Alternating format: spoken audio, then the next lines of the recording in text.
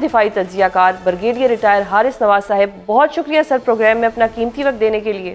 Brigadier साहब, सबसे पहले तो ये बताएं कि पाकिस्तान का बगराम एयरबेस को टारगेट करना क्या बता रहा है? क्या ये एयरबेस भी हमारे खिलाफ हमलों में बाकायदा इस्तेमाल हुई है जिस पर हमें ये एक्शन लेना पड़ा है?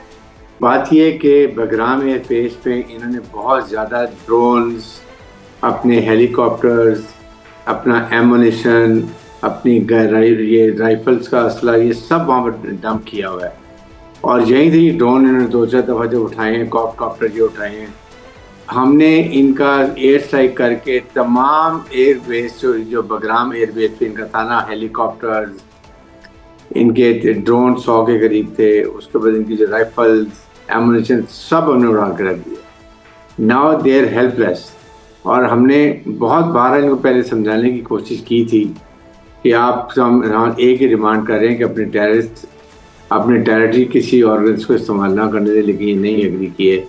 बजाय के इन्होंने नरेंद्र मोदी और नेतन्याहू के जाल में फंस के, जिनसे ये पता नहीं हज़ारों किलोमीटर दूर बैठे हुए हैं, अपने हमसायों से लड़ाई शुरू की। अब इनको पता चलेगा इनके क्या होता है। हमने इनकी तमाम ड्रोन्स, तमाम हेलीकॉप्टर्स, तमाम इनके राइफलें जो इनके डंप थे, वो एमुनिशन उड़ा के रख दिया।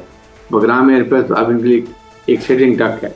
इसलिए ये ज़रूरी था ताकि आइंदा के लिए इनको बिल्कुल इनको फारिग कर दें। और अभी भी आपके सामने जो हमने इनका नुकसान कर रहे हैं, कोई मेरे ख्याल में कोई 550 से ज़्यादा हमने इनके जो है अफगान तालिबान को मार दिया है। 690 के करीब हमने इनके जो है वो ज़ख्मी किए हैं। फिर 190 के करीब चेक पोस्टें हमने इनकी तबाह कर दी हैं। 190 के टैंक्स, बख्तरबंद गाड़ियाँ और ये इनकी गन हमने तबाह कर दिए हैं। इनको बिल्कुल हमने इस वक्त इनको बहुत सख्त नुकसान पहुँचा। फिर एयर स्ट्राइक के थ्रू जो हम कर रहे हैं, इनके ट्रेनिंग कैंप्स, इनके एडम कैंप, इनके कमांडर्स की लोकेशन हमारे पास है, वहाँ भी हमने स्ट्राइक्स किए हैं। और बगराम पे हमने जो किया वो मेरे ख्याल में ये बिल्कुल अब इनको समझ आ गई होगी। और ये 2-3-4 दिन के बाद हफ्ते में देखेंगे ये सफेद झंडे खड़े करके फिर पाकिस्तान के रुख करेंगे। लेकिन अब हम अपनी से बात करेंगे, मिलिट्री करेंगे, लेकिन उस वक्त जब वेरिएबल कंफर्म इंफॉर्मेशन हो कि ये उनके खिलाफ कार्रवाई करना चाहते हैं, फौजियों के खिलाफ और फिर हिंदुस्तान के खिलाफ। ब्रिगेडियर साहब, आपके नज़दीक ऑपरेशन ग़ज़ब उल हक़ के दौरान अफगानिस्तान में मौजूद दहशतगर्दों के हमला करने की सलाहियत को कितना नुकसान पहुंचा है और ख़ुद तालिबान रजीम फोर्सेस कितनी एक्सपोज हुई हैं? देखिए, टोटल एक तो ये देखें, बात यह है कि इनको ये समझ आनी चाहिए कि पाकिस्तान की आर्म फोर्सेस जो प्रोफेशनल हैं, बैटल हार्डेंड हैं, देयर इंस्पायरिंग कमांड है फील्ड मार्शल सैयद आसिम मुनीर की, जो कि चीफ ऑफ डिफेंस फोर्सेस भी हैं।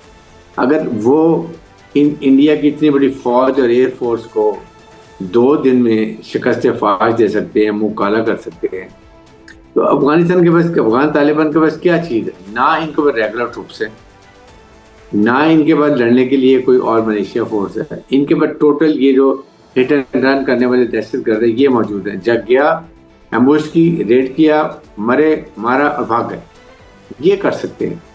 और जब हमारे हम इनकी पोस्टों में तो निकलते हैं, अटैक करेंगे, भाग जाते हैं, असला भी छोड़ देते हैं, गोला सब कुछ छोड़ देते हैं। हमने सारी पोस्टें उड़ा के रख दी, 192 पोस्ट उड़ा दी, आप इमेजिन करें। और उसके बाद अब ये प्रोपेगेंडा नया शुरू किया हुआ है जो इंडिया ने, इंडियन गोदी मीडिया ने किया, वो सिविलियन मार रहे हैं, बड़ा नुकसान कर रहे हैं। देखें, ये जो हमने मारे हैं 600-550 लोग इनके तालिबान रजीम के, ये सिविल ड्रेस में, they are not in uniform. Brigadier साहब, ये भी बताएं कि अक़वाम मुत्तहिदा के इदारे यूनामा की रिपोर्ट पर आपका क्या तबसरा है, जबकि पाकिस्तान तो बार बार वाज़ेह कर चुका है कि ऑपरेशन ग़ज़ब उल हक़ में सिर्फ दहशतगर्दों को निशाना बनाया गया है। हमें अक़वाम मुत्तहिदा की रिपोर्ट की कोई फिक्र नहीं, इसलिए अक़वाम मुत्तहिदा के जाते हैं लोग वहाँ, अफगान तालिबान फौजी ये उनको बताते, ये देखें जी हमारे सिविलियन मरे हुए, दे आर ऑल इनके आर्म्स दहशतगर्द हैं। इनके पास यूनिफॉर्म तो कोई है नहीं, हमारे तो फौजी यूनिफॉर्म में होते हैं। जब हम इनको एयर स्ट्राइक करते हैं गुल बहादुर के एरिए में, ये इनके नूरवली के एरिए में उनको मारते हैं, ये प्रोपेगेंडा सिविलियन मारी, ये सिविलियन नहीं है, ये सारे दहशतगर्द हैं। इनके पास वेपन एमुनिशन है, ये पाकिस्तानी मुसल्लह अफवाज से लड़ रहे हैं। ये तालिबान रजीम के लोग मारे जाते हैं, ये भी सिविलियन सिविल ड्रेस पे हैं, सलवार कमीज पहनते हैं, ऊपर पकड़ा बंधा होता है, हाथ में राइफल होती है, साथ तो मशीन गन उठाई होती है, देर ऑल टेररिस्ट, या ये तालिबान है या ये टेररिस्ट है।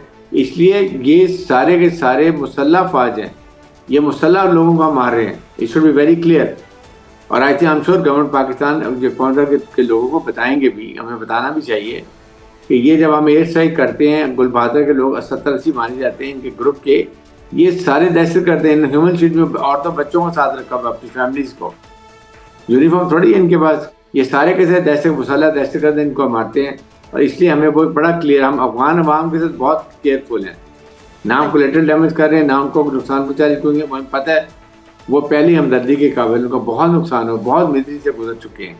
बल्कि मैं तो कहता हूँ इस फायदे को, इस बात को, वक्त को फ़ायदा उठाते हुए उनको खड़े होना चाहिए इस लुटेरों के खिलाफ। 14-15 का जो ग्रुप है अफगान तालिबान रजीम का, उनको हटाएं और उसके वहाँ जाके अपनी मर्जी की जमहूरी हुकूमत लेकर आएँ, ताकि वो एक फ्रेंडली हुकूमत बने और दुनिया से उनके रवाबत हो, सफारती ताल्लुकात हों, अपने अवाम के लिए वो काम करें। बल्कि इनके खिलाफ जो मुसल्लह ग्रुप तालिबान के अपने भी काफ़ी हैं, जो ये अफगान तालिबान रजीम के, वो इनको अवाम को सपोर्ट करें और जाके इनको हटाएँ।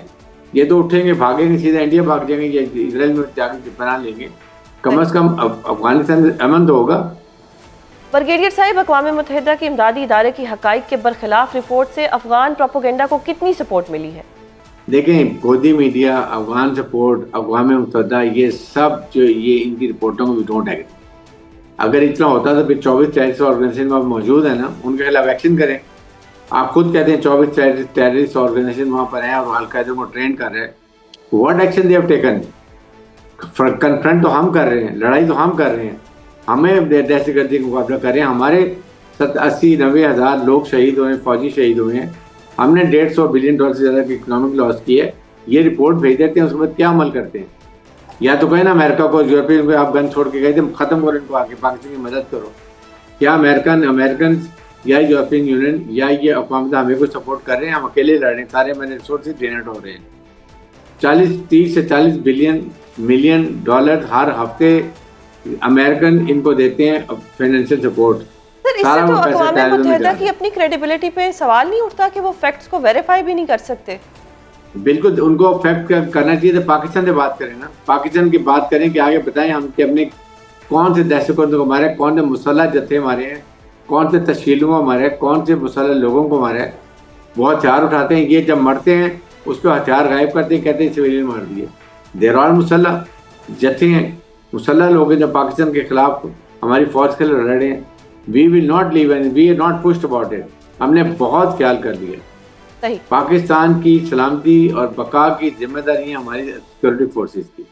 अच्छा ब्रिगेडियर साहब, आपको ऑपरेशन गज़ब लिल हक मजीद कितना अरसा चलता दिखाई दे रहा है और इसके इख्तिताम पर पाकिस्तान को कितने अहम टारगेट्स हासिल हो जाएंगे?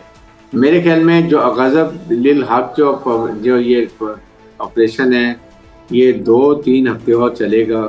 वो भी बहुत, मैं बता रहा हूँ, इनकी कमर टूट चुकी है। अभी पाकिस्तान को चाहिए कि पाकिस्तान हमारी फोर्सेस को चाहिए कि दबा के एयर स्ट्राइक करें और अफगान तालिबान रजीम को भी मारे। वो लड़ाई तो वो हमारे साथ लड़ाई कर रहे हैं। अगर अमेरिका जाकर इजराइल अली खामनाई को, उनके आयतुल्लाह को शहीद कर सकते हैं, उनकी पूरी हायरार्की को मार सकते हैं, हम क्यों नहीं मार सकते?